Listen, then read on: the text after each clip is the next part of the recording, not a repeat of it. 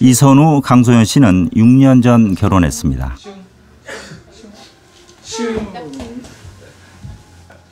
6살, 3살 된 딸아이들이 크는 동안 이사를 3번이나 다녔습니다. 2년마다 한 번씩. 세 번째 집이죠. 뭐 2가지죠. 하나는 전세금이 계속 올랐고, 또 하나는 교육, 이제 보육의 문제가 있었죠. 아이를 돌보는 문제 때문에.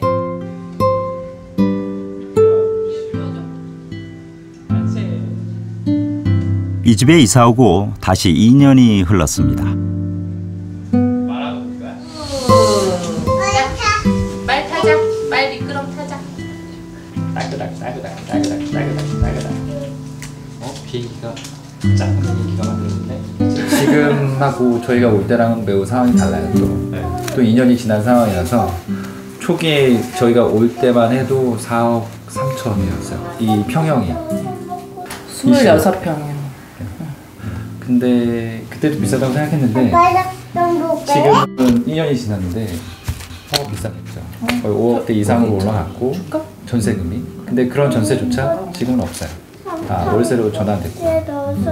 그러니까 뭐 시세로 따지면 가히 일반인이 부담하기 좀 쉽지 않죠.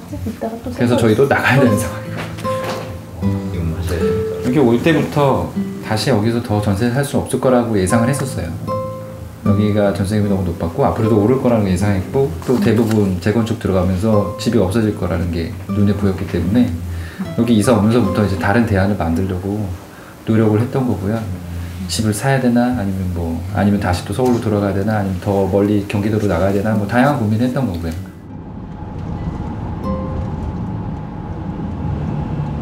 몇 군데 돌아봤는데 생각보다 이제 가격이 너무 비싸기도 하고 물건 자체가 잘 없고 전세가 거의 없잖아요. 그래서 이제 만약에 없으면은 월세라도 알아봐야 되나 싶을 정도로 물건이 없더라고요. 근데 또 월세는 부담돼, 그지?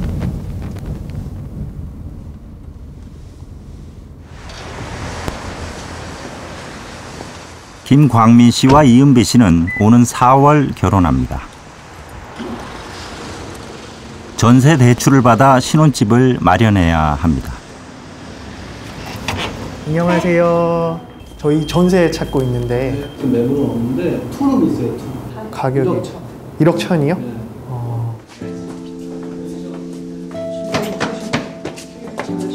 저희가 원하는 거를 하기엔 너무 없어요, 전세가. 맞아. 2주 정도 돌아다니는데 일단 물건 자체가 많이 없고. 그러니까 하루 나가서 2개 보는 날도 있었고요. 워낙 없으니까. 뭐 2시간 기다려서 하나 보기도 했고. 전세 자체도 없지만 가격도 부담스럽습니다. 마음에 들면은 좀 조건이 높다거나 아니면 가격이 이렇게 맞아도 조금 이렇게 금융적인 부분에서 문제가 있다거나. 예쁘고 깨끗하고 이런 집들이라고 하더라도 좀 안전한지, 요새 그게 많이 문제가 되니까 조금 안전한지 먼저 살펴보는 게 중요한 것 같아요. 우리가 둘이 같이 벌면은 돈이 이렇게 크게 이렇게 못 버는 것도 아닌데 이렇게 그럼에도 불구하고 이제 빚을 내서 집을 구해야 되는 입장이니까 되게 씁쓸해요. 소득에 비해 집값이 너무 높게 형성돼 있긴 해요. 여기는 지하철로. 신혼생활을 시작할 전세가 없습니다. 있어도 가격이 너무 터무니없이 비쌉니다. 왜 이렇게 전세가 없는 건지 두 사람의 고민이 깊습니다. 전월세 대란이 사실은 2007년 미분양 대란이 일어나고 주택가격이 하락할 때부터 시작되고 있었어요. 이미 전세 월세 가격이 계속 오르고 있었습니다. 2008년부터. 근데 그게 이제 심각하게 이제 표면화된 게 2012년입니다. 주택 시장이 이제 가격이 하락하는 상황에서는 빚내서 집을 가진 사람들한테는 굉장히 부담으로 작용을 한 거예요. 그 손실을 피하는 방법은 뭡니까? 갑의 위치에 있기 때문에 을한테 그 손실을 전가하는 겁니다. 전월세 가격을 올리는 겁니다. 2012년 하우스포 사태가 일어나면서 세입자들은 집은 사면 안 되는구나. 집이라는 건 사놓으면 오르는 게 아니구나. 오히려 반토막 날 수도 있는 위험한 존재구나 하면서 일단 전세로 들어 앉아야 되겠다는 생각을 많이 했죠. 그러다 보니까 집값은 떨어지고 전세값은 계속 올랐죠. 전세값을 올리는 데도 한도가 있어요. 매매가까지는 올리기는 힘들거든요. 사람이 전세를 선을 안 하니까 그러면. 그래서 생각한 게 월세입니다. 월세 전환이. 2012년부터는 전세 물량이 이제 없어지는 거예요. 전월세 가격은 치솟고 버는 돈으로는 도저히 집을 살 수 없는 서민들의 고통 또한 더해가고 있었습니다. 주택시장은 글로벌 금융위기 이후 지금까지 침체 국면을 벗어나지 못하고 있습니다. 거래가 극도로 위축되고 주택 구입 수요가 대거 전세 수요로 전환되면서 전세 가격 불안이 지속되고 있습니다. 주택시장의 위기 상황이 계속되면 민생과 금융 시스템, 나아가 거시경제 전반에 위험 요인으로 작용할 가능성이 매우 큽니다. 과도한 정부의 개입과 또한 주택시장 침체의 정부는 전세난을 해결하고 주택 경기를 다시 살리기 위해 대출 문턱을 크게 낮췄습니다.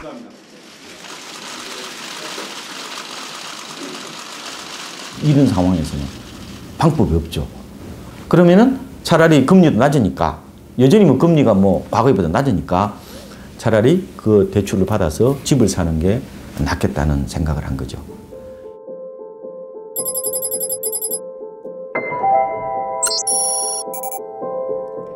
집 사기를 주저하던 수많은 무주택 서민들이 집을 샀습니다. 지난 한 해에만 120만 건의 집이 사고 팔렸습니다.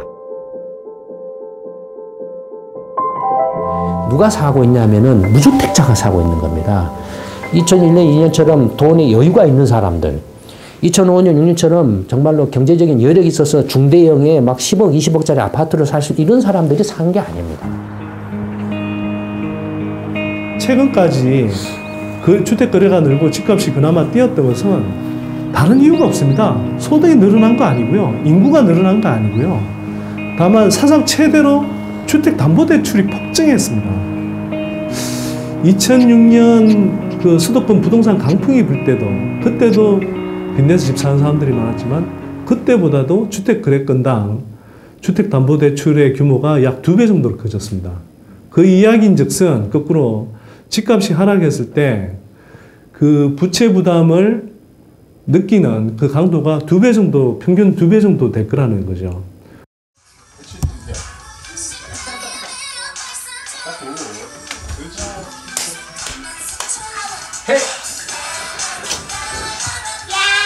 신천수 씨 부부는 1년 전 이 아파트에 전세로 들어왔습니다. 결혼 후 11년 동안 하는 6번째 이사였습니다. 이사를 다녀야 되는 이유는 분명히 있었었고 어쩔 수 없었던 상황들도 있었고 근데 이제는 이제 그런 부분들에 대해서 이제는 더 이상 그래 뭐 옛날에 우리가 뭐 잠깐 뭐 실수했지 이런 생각을 할 때는 아닌 것 같고요. 신천수 씨는 그동안 2차례 집을 산 적이 있습니다. 약간 떨어진 것 같고. 근데 문제가 2월 달부터 정부에서 그 대출 그거 바꾼대잖아 방법을. 이런데 목매지 말고. 옆에 집 얼마에 뭐 팔렸대, 뭐 얼마에 뭐 집을 샀대, 뭐 얼마에 대출을 했대더라 뭐 이런 얘기를 듣다 보면은 괜히 조바심이 생기는 것도 같아요. 그때 한참 아파트 부동산 그 광풍이 불 때였거든요. 그때 저희가 주변 사람들이 집을 사라 했었는데 안 샀어요. 전세 머물렀었고. 그러다 보니까 그 시간이 지난 다음에 보니까 그때 좀 속된 말로 좀 재미를 본 사람들은 있었는데 저희는 그냥 제자리였는데 결과론적으로 보면은 태보란 말이죠. 그러다 보니까 오기 아닌 오기를 부려서 좀 집을 하나 산 것도 사기도 했던 것도 같고요. 하지만 집은 부부의 생각처럼 움직여주지 않았습니다. 이자를 우리가 납부를 해야 되는데 그 이자를 납부해야 되는 부분들이 좀 뭐 부담스럽더라고요 보니까. 진짜 무리를 한 거죠.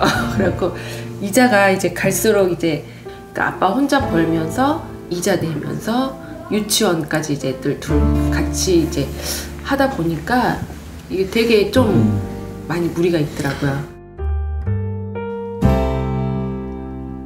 부부의 생활은 이전과 달라지기 시작했습니다. 어떻게 하면 내가 그 이자 부담을 줄일 수 있을 것인가 생각하던 차에 제가 이제 야구를 좋아하거든요. 그 당시에 했던 게 사회인 야구를 하다 보면 선수 말고 심판이 있고 기록원이 있습니다. 이런 것들을 나가게 되면 일부 좀 보수를 좀 받죠. 그런 거를 하면서 이자 부담에 대한 그런 부분들을 줄이고자 노력했었고요. 근데 그런 거를 하고서는 터벅터벅 토요일날 저녁, 일요일날 저녁이 들어오면 내가 지금 뭘 하고 있지? 지금 내 인생은 뭐지? 내가 왜 이런 걸 하고 있는 거지? 내가 정말 야구를 좋아서 내가 이걸 하는 건가? 아니면 그런 것들이 아니라 그 무언가를 어쩔 수 없이 해결하기 위해서 내가 이런 거를 하는 건가?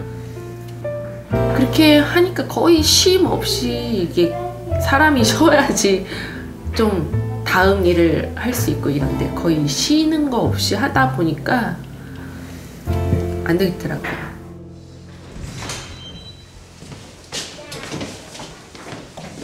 부부는 하는 수 없이 집을 다시 내놓기로 했습니다. 하지만 집을 파는 것도 쉽지 않았습니다. 집이 이제 빨리 안 나가니까 이자는 이자대로 나가고 마음이 되게 조급해지고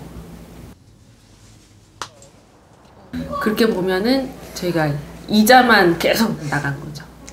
지금은 전세로 사니까 마음이 훨씬 편한 것 같아요. 그 걱정 하나는 덜어놓으니까. 부부는 얼마 후 공공임대주택으로 이사갈 예정입니다. 집이란 도대체 뭐냐? 집은 어떤 의미이고 우리 가족에게 어떤 공간이어야 되느냐? 집을 쫓는데 일생을 투자하는 것들이 아니라 우리 가족이 그냥 오손도손 소박하게 하루하루 행복하면 되는, 거처하는, 우리가 사는 동안 그 정도의 집의 의미를 부여하는 걸로 이렇게 생각을 해야 되지 않겠는가.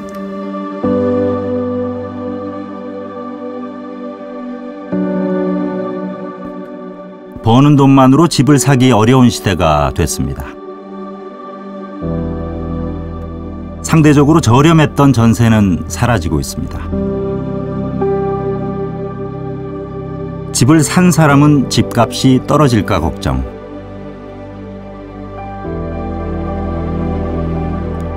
내 집 없는 서민들은 오르기만 하는 전월세 비용을 마련하느라 고통이 더해갑니다.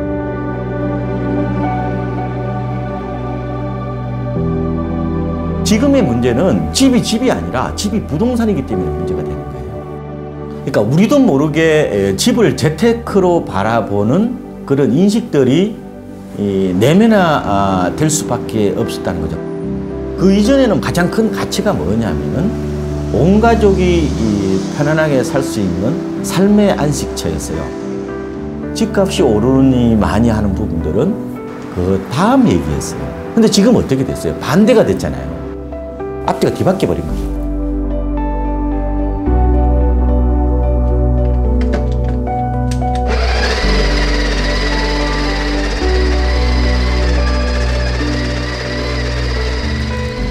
천숙진 씨는 지난해 말 미국인인 남편과 함께 한국으로 이사 왔습니다. 미군에서 근무하는 남편이 천 씨를 위해 한국 근무를 지원했기 때문입니다. 가족들하고 같이 있는 게 또 중요하겠더라고요. 저희 이제 어차피 은퇴해야 될 것도 있으니까 그 전에 한번 나와서 식구들하고 같이 또 지내보려고. 그래서 지원을 했어요. 마침 또 이쪽에 자리가 괜찮은 게 나와 있어가지고 남편도 좋아하고 저도 그렇고. 하지만 한국에서 집을 구하는 일은 쉽지 않았습니다. 쉽게 구할 줄 알았죠.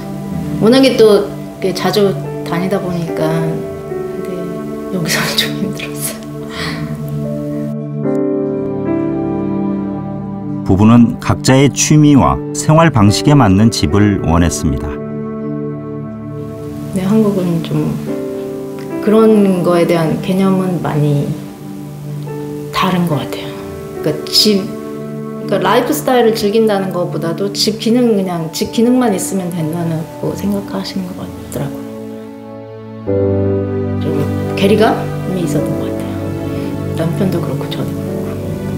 한국 사람들 대부분이 자기 라이프 스타일을 즐기기 위해서 집을 사는 사람 별로 없잖아요. 그러니까 집값이 뭐 나중에 투자 가치가 있나 뭐 오를 것인가 그런 거를 중요하게 생각하는 사람들도 많잖아요. 미국인인 남편은 급기야 한국에서는 집을 돈으로만 본다며 불만을 토로하기도 했습니다. 가장 중요한 거는 사는 사람이 가장 행복해야 되는 것 같고 라이프 스타일을 계속 지속할 수 있는 그런 집들이어야 된다는 거.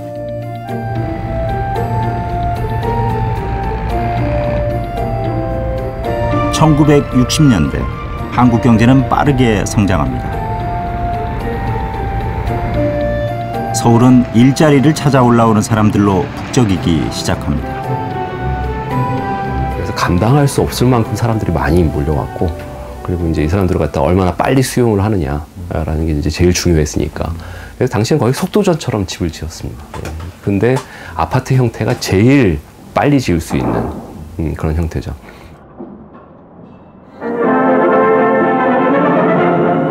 우리나라 최대의 현대식 아파트가 서울 시내 마포에 세워졌습니다. 6층 6동의 현대식 건물의 이 아파트는 453세대에 2,300명을 수용할 수 있다고 합니다.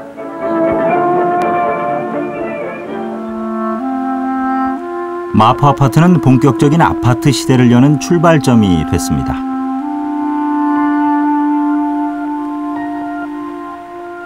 우리나라 원래 아파트는 굉장히 이질적인 주거 공간이었죠. 일단은 뭐 기도 통하지 않는다고 그러고, 뭐 자변기 같은 경우를 설치해 놓으면은 아니 며느리하고 어떻게 시아버지하고 궁둥이를 맞대느냐.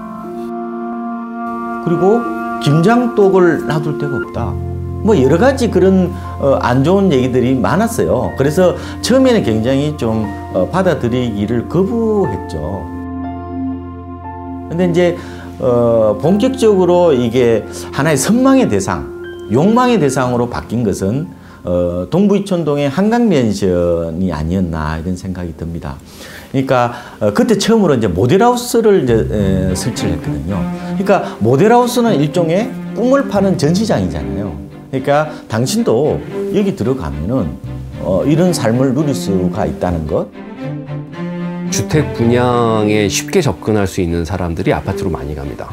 왜냐하면 국가가 이제 주택 시장을 갖다가 이제 주택 금융으로 이제 도와주기 시작을 할 때면 항상 일자리가 안정적인 사람들, 쉽게 말하면 사무직 노동자들 같은 경우에는 주택 금융의 그 혜택을 받기가 굉장히 쉬웠던 거죠.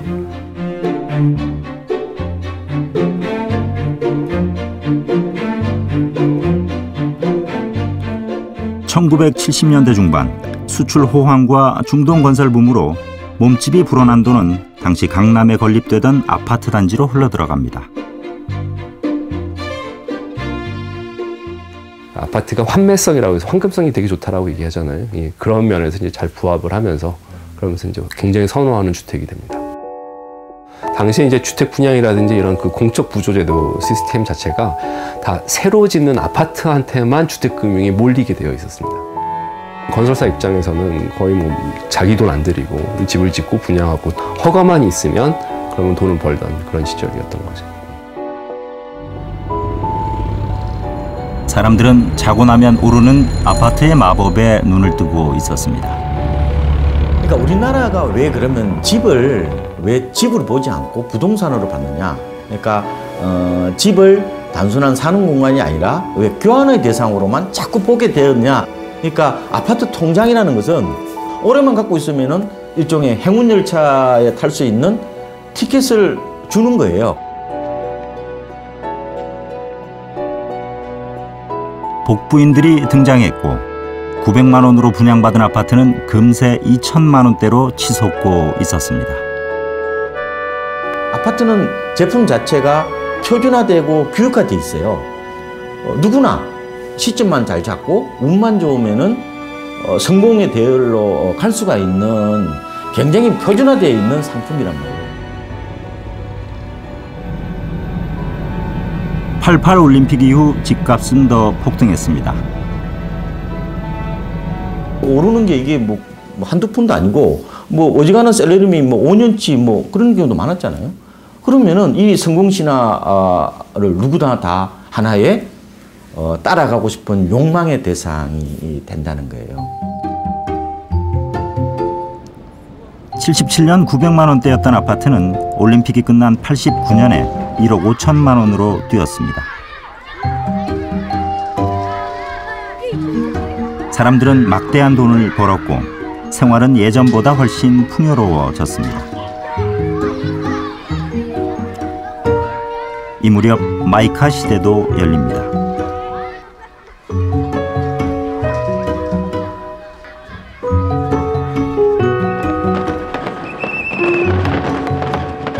아파트 불패 신화는 이후 20년 넘게 이어집니다. 우리나라의 아파트 역사를 보면은 중산층이 되는 과정들은 아파트 분양받아서 많이 된 경우가 많았죠. 아파트는 하나의 그 당첨받는 순간부터 그거는 복권이나 다름이 없는 행운의 그 어떤 티켓이었죠. 사람들이 이제 은행 이제 예금은 아니다 더 이상. 이제는 이제 부동산밖에 없다 이런 생각으로 바뀌어버린 거죠 사람들 생각이. 하지만 영원할 것만 같았던 아파트 성공 신화는 예기치 못한 복병을 만납니다. 2007년 미국발 금융위기, 이른바 서브프라임 모기지 사태가 부동산 시장을 강타한 겁니다. 그래서 2007년부터 수도권에서는 수도권 중심으로 해서는 이른바 이제 나중에 그런 용어가 나오죠. 대세 하락이 시작되죠. 2000년도에 일반적으로 셀러리맨들이 집을 산다는 게 과연 무엇이었을까? 당시 집을 산다는 것은 가장으로서 의무였거든요. 이러다가 길바닥에 나앉을지 모른다는 두려움, 조바심, 불안감, 자괴감 이런 게 몰려올 거 아니에요. 그러면 할 수 있는 방안은 대출을 많이 내서 집을 살 수밖에 없는 거죠. 그게 집단화되어 있다는 거예요. 근데 그게 이제 가다가 이게 성공한 게 아니라 계속 열차가 가다가 탈선해버린 거죠. 자초해버리는 거예요. 배로 따지면은. 그런 상황에서 보면은 그게 결과적으로 이제 하우스푸라는 거로 나타난 거잖아요.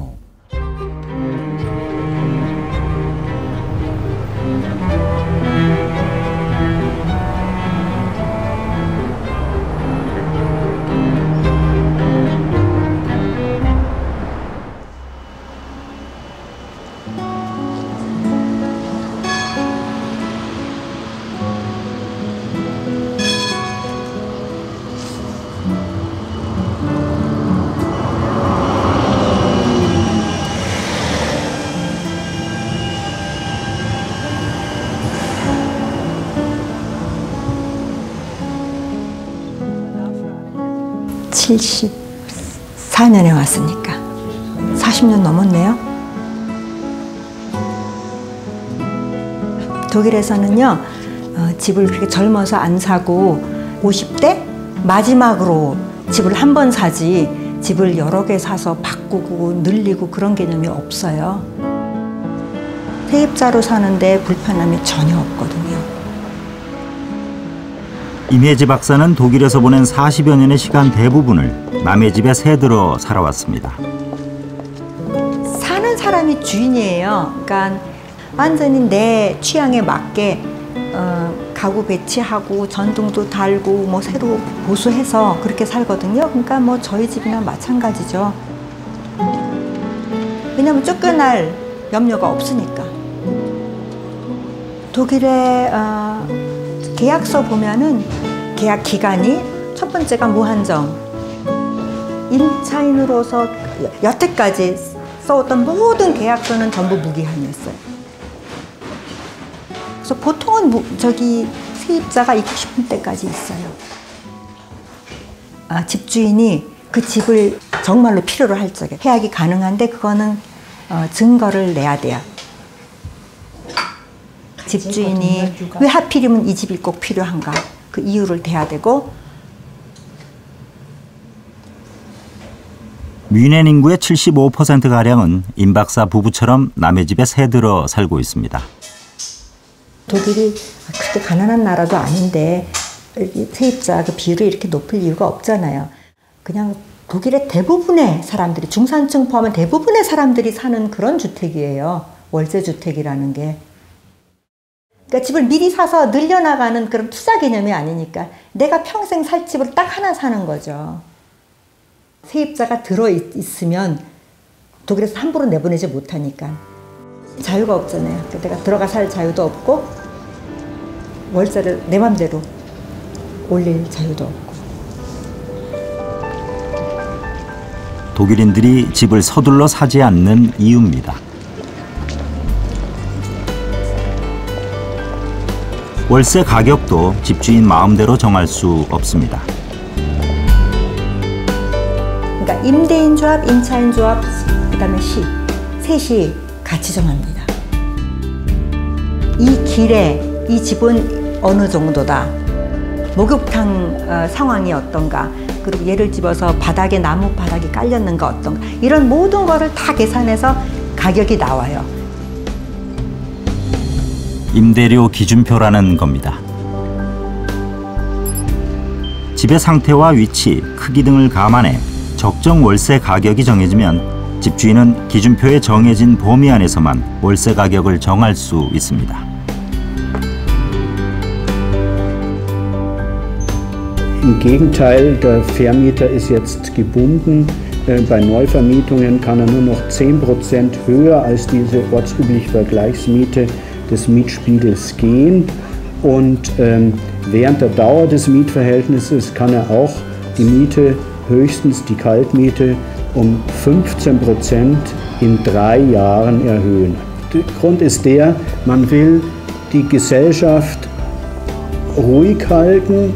Meines Erachtens, die Menschen sollen keinen Stress ausgesetzt sein, indem sie vielleicht jedes Monat, jedes Jahr neu umziehen müssten, weil sie die Miete nicht zahlen können, beziehungsweise die Mieterhöhungen nicht zahlen können, dass man eine soziale Akzeptanz erreicht, indem man von Anfang an weiß als Vermieter, ich muss mich an gesetzliche Bedingungen halten, die sehr nachteilig für mich sind, aber ich weiß es von Anfang an.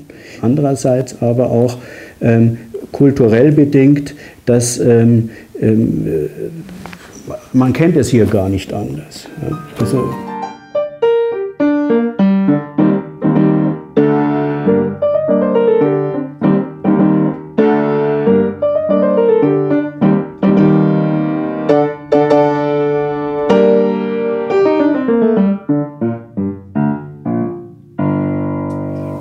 wir wohnen jetzt hier seit 13 Jahren. Vor 13 Jahren sind wir hier eingezogen, da war der Ludwig noch ganz klein. Er auch noch nie die Miete erhöht hat. Also man kann ja immer wieder regelmäßig in Deutschland die Miete erhöhen, das hat er noch nie gemacht. Aber ich persönlich habe kein Problem damit, dass es mir nicht gehört. Ich weiß, dass ich hier bleiben kann. Wenn ich nicht ganz schlimme Sachen mache, dann wird mir hier nicht gekündigt werden oder so. Insofern, das ist in Deutschland so, dass man einfach sehr lange in einer Wohnung und das ist dann das Zuhause. Und deswegen ist es sehr dramatisch, wenn man aus diesem Zuhause raus muss. Es war auch mal so ein Thema, ob wir vielleicht irgendwie umziehen würden, aber dann haben wir gesagt, dass wir das eigentlich nicht machen können, weil einfach so viele Erinnerungen hier könnte ich mir jetzt eigentlich nicht vorstellen, weil eben ich mich hier in der Umgebung auch so gut auskenne und ziemlich viele Leute oder Freunde von mir auch hier in der Nähe wohnen und wenn ich jetzt einfach komplett woanders wohnen würde, dann wäre das einfach eine ziemlich große Umgewöhnung.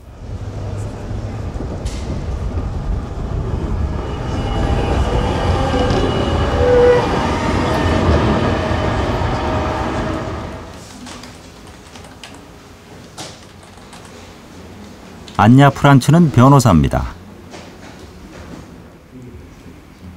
세입자들의 권익 보호를 위해 만들어진 세입자 연맹에서 일하고 있습니다.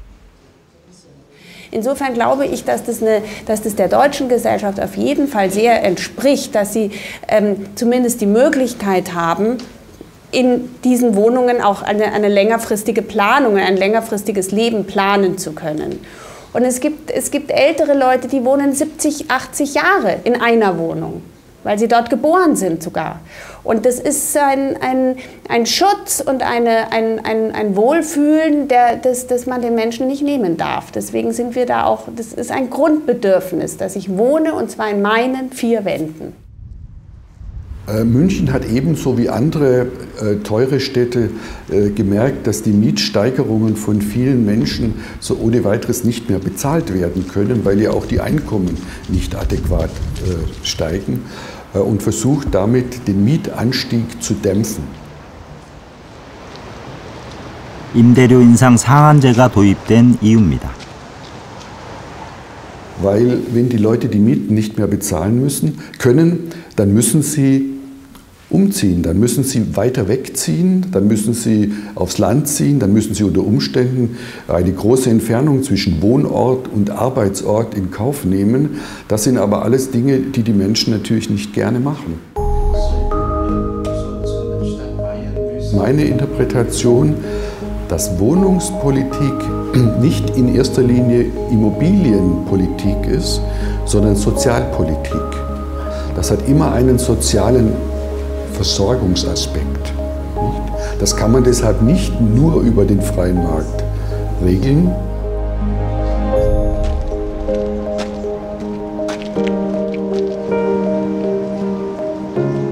(40년) 넘게 독일에서 살아온 임혜지 박사가 한국을 바라보는 눈에는 안타까움이 배어 있습니다.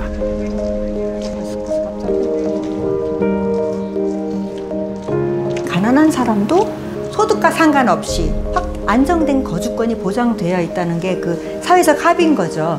2년에 한 번씩 이사를 다녀야 된다, 뭐 그런 개념은 독일 기준으로는 상상도 할 수 없는 거죠. 지금 저희가 그 살던 새 집 있잖아요. 지금 제 아들이 살아요. 자기가 살던 집이니까 얘한테는 그 집이 고향인 거예요. 남의 집이지만 그런 거죠. 그러니까 누구 소유인가가 전혀 중요한 게 아니에요. 왜냐면 뺏기는 집이 아니니까. 그러니까 결정권이 나한테 있는 한은 그 집이 내 집이죠. 결국 그러니까 세입자 보호로 귀결되는 것 같아요.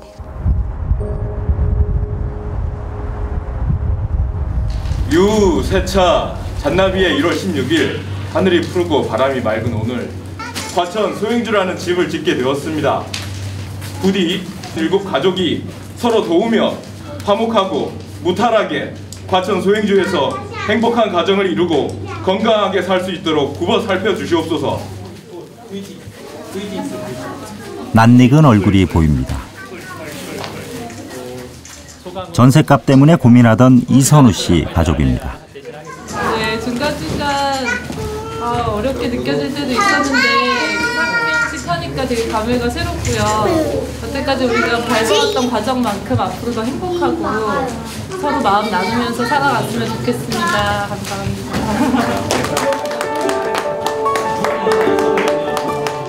이선우 씨 가족은 소행주라는 집을 지어 입주하기로 했습니다. 소행주는 몇 가족이 함께 짓는 공동주택입니다. 각 가족이 원하는 형태로 집을 지을 수 있고 아이들도 서로 돌봐줄 수 있어 인기가 높습니다. 굉장히 기분 좋고요. 어쨌든 저희가 그리던 집을 또 함께 그린 집을 이제 눈앞에서 보니까 매우 신기하기도 하고 실감이 나기도 하고 이제 우리 여기 들어가 살겠구나 이런 생각이 들어서 설레이기도 하고요. 네. 같은 전세금이면 집을 지을 수 있죠. 왜냐면 지금 우리가 짓는 집은 평형이 높은데 같은 평형의 집을 짓는다면 전세금으로 집을 지을 수 있는 상대적으로는 저렴한 거죠. 그 땅에다가 집을 지었다가 부셨다 하는 과정들을 머릿속으로 계속했던 것 같아요. 그러니까 집을 그려온 거잖아요. 그러니까 우린 맞벌이 부부니까 집에 왔을 때 햇빛이 들어오는 집에서 애들이랑 살고 싶어. 그걸 그리면서 정말 몇 날 며칠을 같이 집을 그린 거거든요. 그 집이 눈에 들어온 거죠. 내가 이 아이들과 여기서 이제 살아가겠구나. 얼마짜리 집이고 어느 지역에 있고 이거라기보단 그 안에 있는 사람들이 진짜 정말 나한테 잘 맞는 옷을 입은 것처럼 그 안에서 편하고 행복할 수 있어야 되는 거. 그러니까 그걸 먼저 생각하고 그걸 우선으로 내가 집을 만들어가고 또 내 삶이 바뀜에 따라서도 변화시켜 갈 수 있고 그런 거. 많이 바뀌었습니다. 전셋값 내지는 땅하고 집까지 해서 3억에서 4억이면 충분히 자기가 마음에 드는 집을 지을 수가 있습니다. 떠나고 싶지 않은 거죠. 더 이상 이사하고 싶지 않다는 거예요. 그래서 전셋값이 무척 오르니까 경제적 부담이 너무 큽니다. 그러면서도 마땅한 자기 집, 원하는 집을 살 수는 없고 그러다 보니까 이분들이 가지고 있는 생각에서는 여전히 회사 다니면서 돈 벌어서 집 사기 어렵거든요. 이제 개성까지 반영된 자기 집을 갖고 싶은 것들이 있는 겁니다. 변하지 않는 안정된 공간에서 살고 싶어 하죠. 다행히 사람이 백인백색인데 누구나 다 집에 대한 생각도 틀릴 텐데 그만큼 우리가 이 부분에 대해서 생각이 없었던 거죠. 지금 협소주택도 하나의 유행 중에 하나인데요. 그전에는 서울 시내의 짝지 땅, 30평 이하의 땅은 거의 맹지와 가까웠습니다. 그냥 버려진 땅이었습니다. 근데 지금은 약간 자기의 개성을 많이 반영해서 자기가 개성 있게 살겠다라는 거예요. 모든 욕구를 다 충족시키는 집은 없는 것 같아요. 자신이 좋아하는 거는 극대화시키고 진짜 쓸데없고 필요 없는 공간을 없애버리면은 그 사람한테 제일 좋은 집이 되지 않나 싶어요.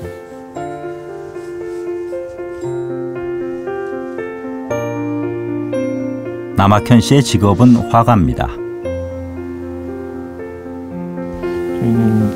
저희한테 맞는 집이 필요했어요.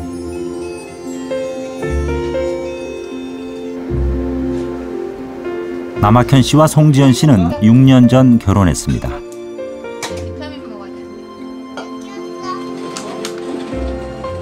2년 전 집주인이 전세금을 5천만 원이나 올리면서 이곳으로 이사 왔습니다.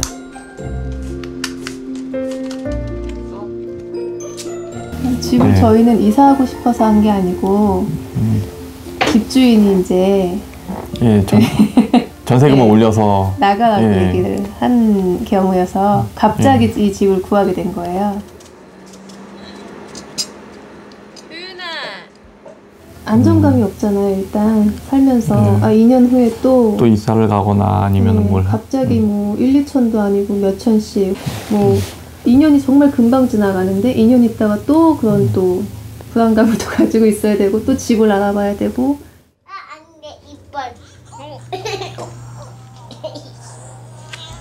그 동그란 그런 콘크리트 수 있게끔 나중에 연결을 할 생각인데 부부는 생각을 바꿨습니다. 거의 이만큼은 잡아야 되는 거예요. 또 도심에 있는 낡은 한옥을 사서 허물고 그곳에 4층 높이의 협소 주택을 짓기로 한 겁니다. 땅을 거의 한 1년, 2년 계속 좀 봤던 것 같아요. 무조건 금액에 맞춰야 된다. 대지는 27평 정도 되고요. 그리고 거기 13평 정도 1층은 이제 주차 때문에 13평 정도 되고 2층, 3층은 한 15평 정도 그리고 4층은 11평 정도?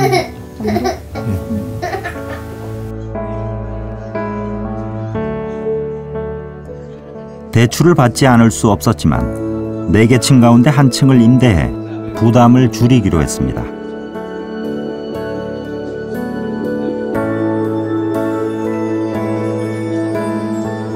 일단 마음이 일단 편하잖아요. 저는 이제 그냥 옛날 친구들 집에 가서 그냥 누구야 놀자 이렇게 얘기도 하고 지냈었고 부모님도 다 아는 사이고 저는 그렇게 커가지고 가족들만 사는 집도 좋은데 뭔가 이렇게 왕래가 되는 그런 집 있잖아요. 그런 기억을 좀 주고 싶어요. 저희 딸도 친구들과 그런 시간들, 추억들.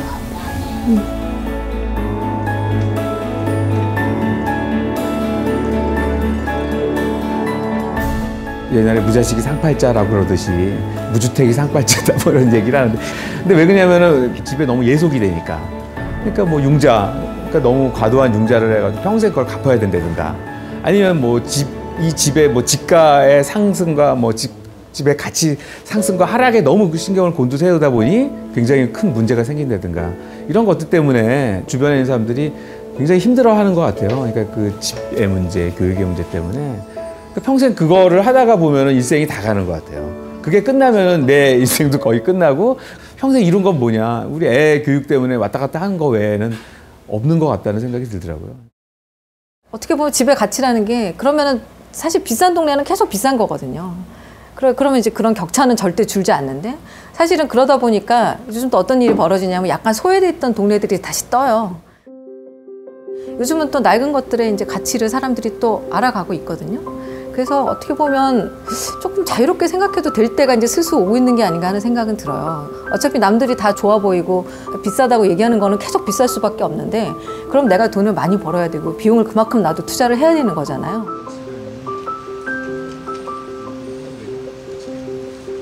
어떤 집은 뭐 한 1년 정도, 집을 크지 않은 집을 짓는데 한 1년 정도 얘기를 해요. 만나서 이제 얘기하다 보면은 건축 얘기 별로 안 하고, 그러니까 세상 얘기하고 애 키우는 얘기하고 뭐 그런 얘기로 가요. 근데 어떻게 보면 그게 제일 중요한 것 같아요. 집은 생각으로 짓는다 그러는데, 집의 제일 좋은 재료는 생각하고 시간인 것 같아요. 그러니까 그분의 생각을 저희한테 계속 얘기를 해주면 저희가 그 생각이 녹아 들어가지고 그게 이제 집이 되는 거고.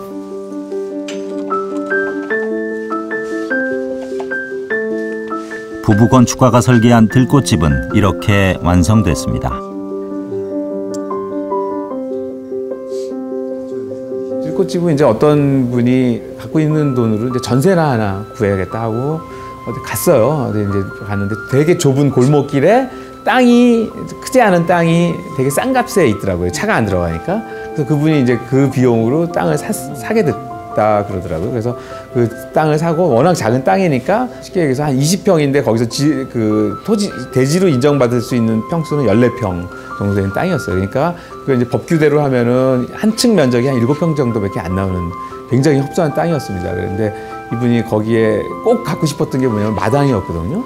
그러니까 이제 7평을 빼고 14평에서 7평 빼니까 마당이 산술적으로는 7평 나오죠. 그래서 그 7평에 뭐 비용이 많지가 않으니까 멋있는 조경을 못하지만 들꽃을 심자. 그랬더니 굉장히 적은 비용으로 들꽃을 한 50종을 심었어요. 그래가지고 집이 작았는데 그분하고 이제 그런 얘기를 했어요. 그러니까 의미를 부여하면 공간은 넓어진다. 그래서 이제 마당을 한 3군데로 나눈 다음에 여기는 용과 거북이의 마당, 여기는 기러기와 대나무의 마당, 여기는 고사리 마당. 하여튼 그 방 안에도 이제 뭐 그런 의미를 막 줬거든요. 사실은 저는 이제 그렇게 생각해요. 물리적인 면적이 중요한 게 아니고 심리적인 면적이 굉장히 중요한 것 같아요. 근데 저분의 한 14평짜리 대지의 집이 굉장히 넓어요. 가는 사람마다 그 넓다고 생각을 하는 건 어떤 그런 심리적인 이유가 있는 것 같아요. 그래서 들꽃집은 약간 저는 어떻게 보면은 그 도시명, 어떻게 한 도시명 주거의 하나의 또 솔루션이라고 생각을 합니다. 음.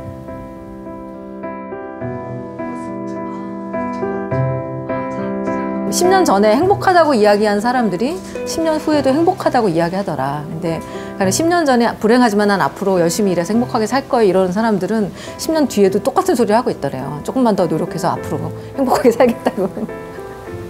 그래서 어떻게 보면 이렇게 우리는 현재라는 시간의 가치를, 지금 살고 있는 현재라는, 저희가 그래서 뭐 지금 여기 뭐 그런 얘기를 하거든요. 지금 여기 내가 있고 내가 이렇게 머물고 있는 곳에 어떤 가치를 좀 생각해 봐야 되지 않나.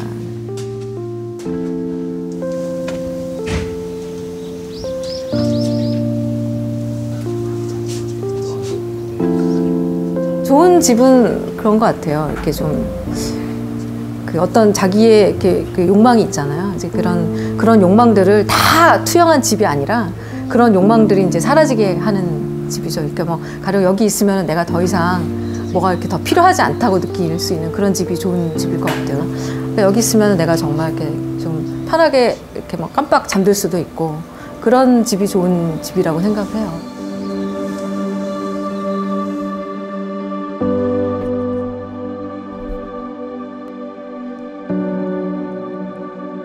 집이 커다란 부를 가져다 주는 때가 있었습니다. 시대가 바뀌고 있는 거예요. 떨어지거나 적어도 이렇게 실질 가격이 올라가지 않는 그런 시대를 살게 될 겁니다.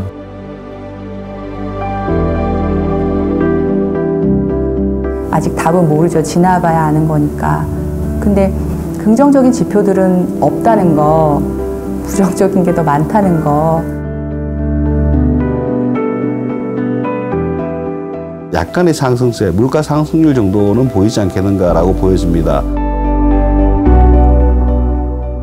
과거처럼 평생 내 집 마련에 매달리는 것이 옳은지도 확신하기 어렵습니다. 금덩이가 아니라 빚덩이가 되면 어떻게 됩니까? 그러니까 여유가 없으면 어떻게 됩니까? 있는 것도 팔죠. 집이 있으면 있는 대로, 없으면 없는 대로 힘들어하는 사람들 또한 많아지고 있습니다. 빚내서 집 산 사람들이 많아요. 반전세나 월세로 인해서 주거비 부담이 굉장히 증가한다는 거. 내가 다음에 갈 때는 어디지라는 고민을 하면 쉽게 답이 나오지 않거든요. 집값은 올라야 한다는 신화가 되풀이되는 동안 행복은 멀어지기만 했습니다.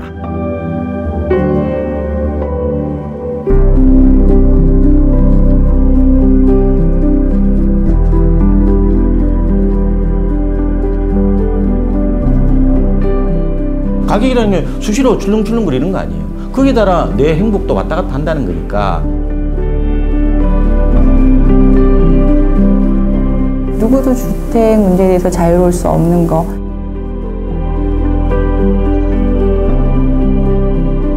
도대체 집이라는 것은 우리에게 어떤 존재인가.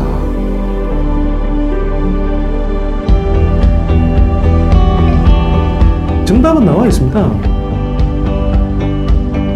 하우스푸어의 악몽을 다시 반복하지 않고 집을 행복의 어떤 수단으로 삼기 위한 가장 지혜로운 방법이 뭐냐? 그거는 바로 사고 파는 대상으로서의 가치를 좀 낮추고 온 가족이 편히 사는 삶의 공간으로서의 홈의 비중을 높여야만이 그나마 우리가 덜 불행해지지 않느냐.